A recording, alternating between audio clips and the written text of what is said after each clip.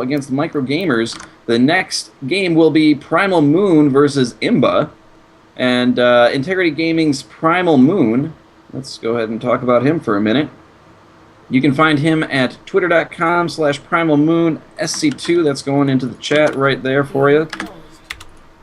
He started StarCraft 2 at its release, fell in love with the game and esports simultaneously there, and he juggles school, work, StarCraft 2, and a social life. He's a macro-oriented player and almost never cheeses.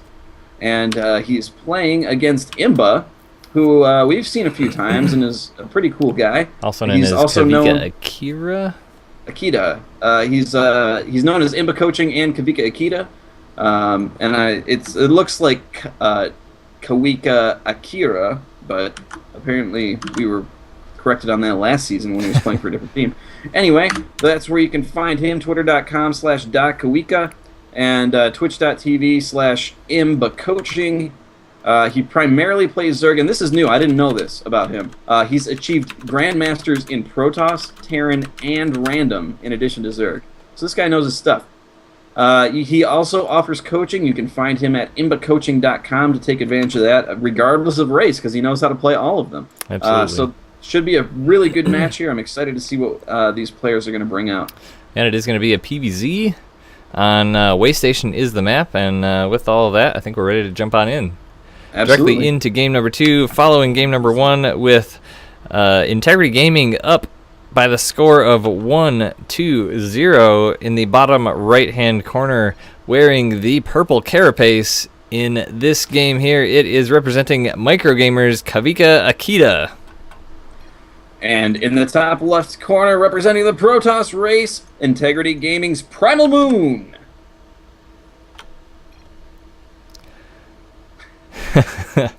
Some friendly banter here in chat. So PvZ, one of, as I say every time, I'm like a record that is very, very broken. One of our favorite matchups, as I like the Protosses, and Gallegation here likes the Zergies, and definitely the things that can happen on either side. Interested to see what happens. We've seen a lot of different plays out of Zerg so far this season, whereas last season we saw a lot of Ling, Baneling, Muta type of plays, and now this season we're seeing a lot more heavy on the Roaches, heavy on the Hydralisks. Yeah, that's what I was going to say, is a lot more Roaches this year than we saw previously. But that's great, because Roaches are good.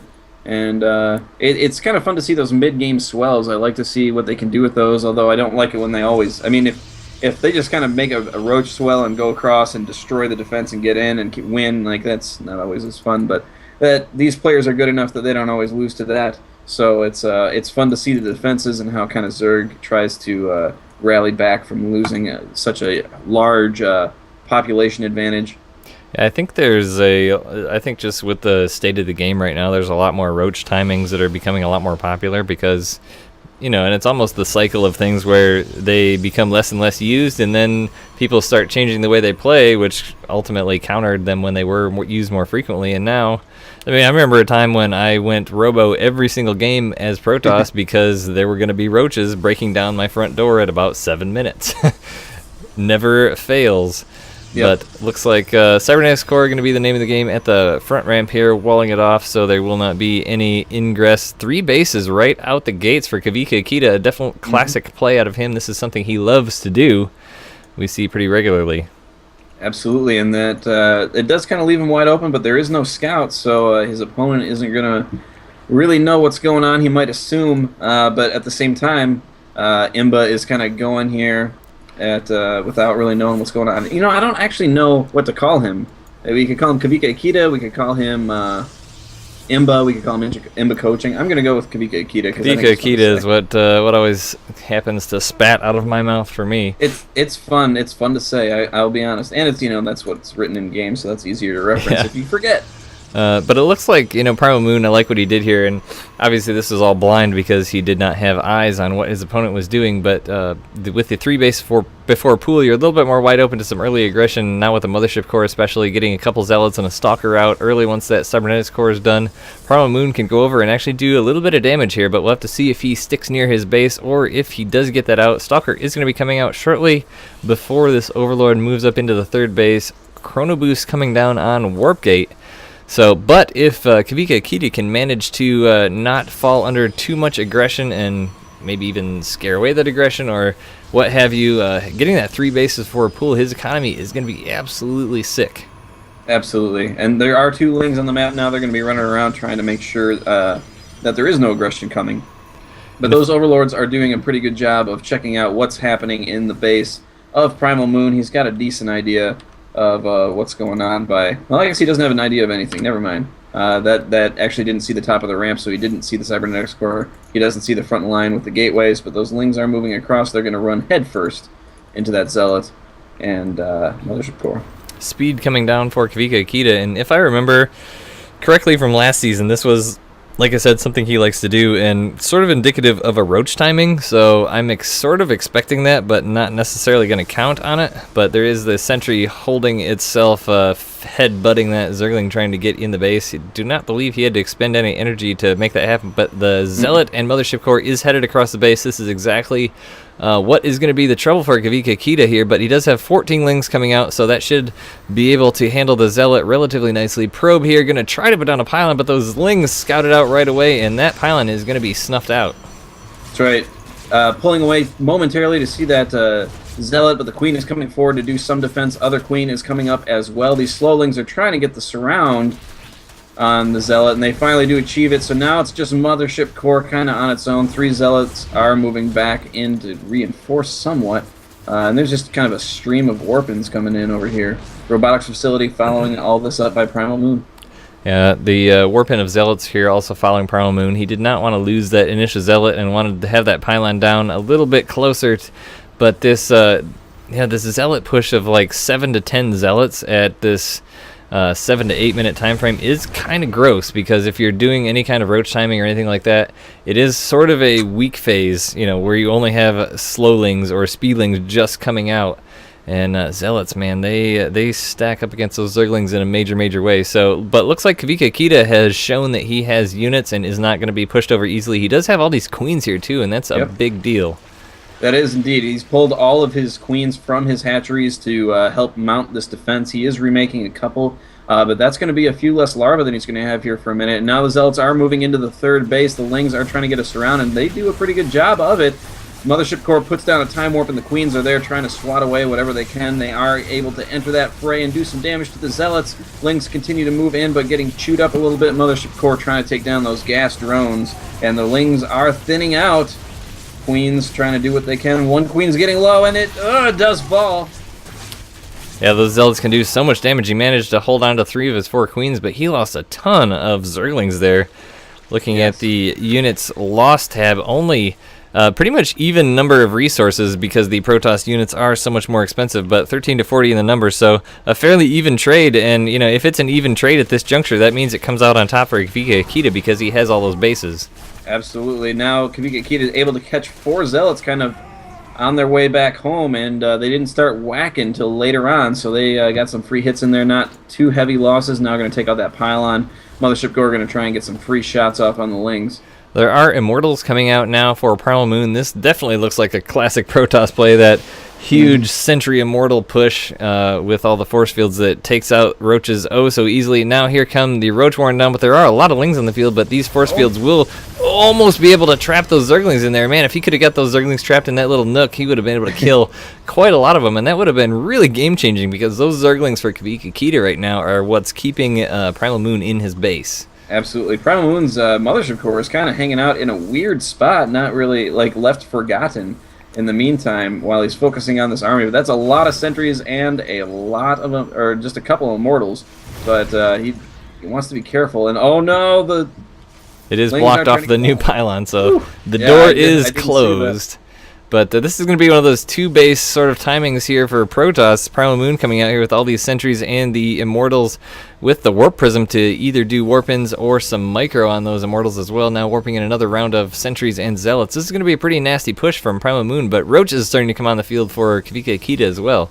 And he's also going to have his upgrades done by the time this hits, so decent timing for both players, it seems. Kavika Akita's kind of, I think, somewhat favoring him. He's going to have a lot of Roaches here. He's going to have a lot of Lings. If you look at the army counts, They're pretty close. Yeah, it's 77 to 61 now in favor of Akita, which Akita is growing a lot faster. But there is, I mean, these units of Protoss are really gross here, especially if he catches them on the ramp, which he manages to skirt away from. But a lot of energy on these sentries here, so there are going to be a lot of force fields available. But the Ling's getting run. Are they going to go? They're back behind the Protoss army surrounding. It's exactly what he wanted, where those juicy sentries are. Immortals stacking away at those roaches. Force fields separating, but some roaches did get up close to the army, focusing down the Immortals, it looks like, but Roach is still not quite able to get in there as close as he wants. Absolutely. A lot of those sentries did fall, but many more remain, and the Lings are cleaned up. Only Roaches and Queens, really, to speak of, that remain. 18 more Lings in production, and Glial Reconstruction about to finish, what's going to speed up those Roaches a little bit.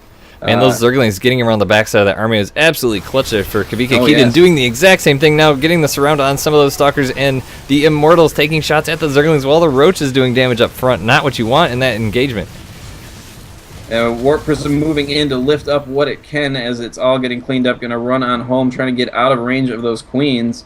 And those Queens aren't super fast off creep, as we all know, so they will be able to make it home without a problem, except for the fact that these Roaches and Lings are on their way across the map. There's not a whole lot at home to defend against this one Immortal and a few sentries, another Immortal in production. Burrow now coming down for Kavika Akita as well, but he's getting ready to mount his assault here, and this is going to be a relatively decent area for Primal Moon to defend, as he does have a few sentries, but energy not all that high, so force field's going to have to be used sparingly. Zerglings come up on those buildings. He's going to have to try and force field them away, but ends up shoving them away a little bit there. That Warp Prism is out front to spot when they're coming, so he can have the proper reaction time. Yep, and it looks like Kavika Akita deciding he did not want to engage there just at that time, but he did want to put the fear of God in his opponent, which I think he did somewhat. Primal Moon now feeling a little bit excitable and running across the map. Upgrades tell the story here, Gallegation. 1-1 on the field for Kavika Akita. 2-2 is going to finish here before, most likely before the next engagement, and the Infestation Pit is done, and guess what's coming out? Oh, I see it. I see it indeed. Yield Enduring Swarmos. Locusts. So Kavika Akita liked this play, having gone for the early push there, and shoved back Primal Moon. Now Primal Moon feeling like he needs to move out, which he does, because if this Swarm Host number grows too much, he is going to be in some big trouble, as he does not have anything to deal with that right now. But those Zerglings coming in from two angles. Yeah, he was smart to spread that out and kind of attack at the same time. This whole army is just surrounded, and there's the LOL GG. Oh, so a really great play there from both players. Primal Moon, I feel like, tell me what you think, but I feel like he just got the short end of the stick on the actual engagements. Well, you know, I think that, again, both players had really good timings, and I don't know if that was intentional by Kavika Akita. I think it probably was, that he knew the timing of the Protoss kind of swell there when he's doing that 3-base. So he sees the Protoss kind of coming in with the bigger force after swatting away the Zealots, and his 1-1 upgrades on his melee units were finishing up right as that was hitting. I think that was a big help for him. You know, like he's going to be taking more swings from Zealots on the Lings. He's going to be able to do a little bit more damage before they get taken out. And I think that honestly was really what kept him in that fight there, because that could have gone very differently. Absolutely, and I just think, you know, Kavika Akita, from what we've seen before, he has some really amazing control, and it was definitely displayed there, controlling all of his different units separately, in especially the last engagement. You know, the Lings getting around the back was one thing, but having Lings coming from a totally different angle and surrounding on the other side, and then the force fields weren't ideal, as they were kind of sandwiching his units between the force fields and the Lings. But the thing was, I felt on those engagements, the armies were fairly, you know, equal. If he could have gotten some epic force fields off and kept those Zerglings back, it could have gone differently, I think. But a great game out of both players, and we're going to take a brief 30-second break here real quick, run a ad to help support the league, and we will be right back with our game number 3.